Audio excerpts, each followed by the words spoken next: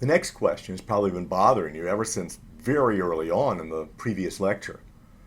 Namely, if valid arguments can have false premises, then what good are they? Sure, there's this technical logician's notion of a valid argument, but why should we care whether arguments are valid if valid arguments can be really bad? Validity might be necessary for an argument to be good, or at least for a deductive argument to be good, because remember, there are also inductive arguments. But even though it's necessary, it's not enough. You can have a horrible argument that's still valid. Well, the great thing about validity is that when you add true premises to a valid argument, then you get something that really is valuable, which we're going to call a sound argument.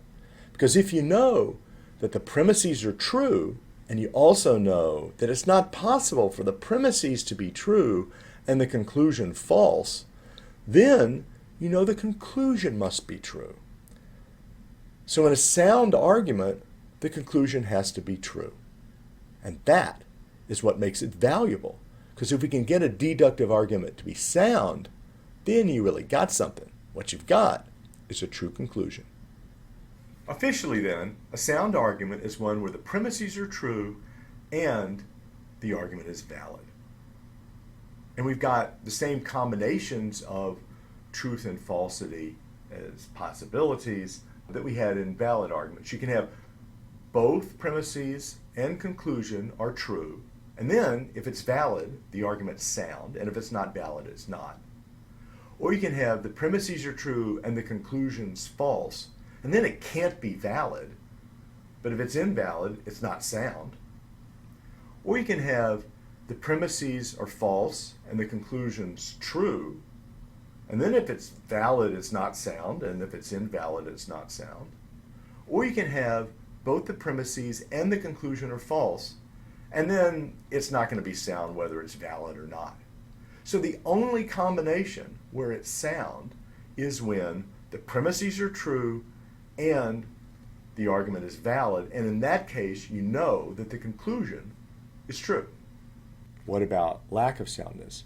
Well, there are two ways for an argument to fail to be sound, namely, either the argument can be invalid or one of its premises can be false. So it's a lot easier for an argument to be unsound. And we know that a deductive argument tries to be valid, and of course it wants its premises to be true, so a deductive argument is trying to be sound, and when it fails to be sound, it's not going to be any good. Now the next question is, how can you know? If you don't know whether the premises are true, you're not going to know whether the argument's sound. Well, not quite, because if the argument's valid and you know it's valid, then you don't know whether it's sound unless you know the premises are true. But if you know the argument's invalid, you already know it's unsound, even if you don't know whether the premises are true. So if you think about it, that shows why you want to be able to test for validity. Because if you can show the argument's invalid, then you're going to be able to say, well, I know it's unsound, regardless of what you think about whether the premises are true or not. So there's going to be some value to validity. Namely, if you can show it's invalid, you're going to show it's unsound, and that means that the deductive argument didn't get what it wanted. So validity is going to be necessary for soundness, and soundness is going to be important because it guarantees the truth of the conclusion.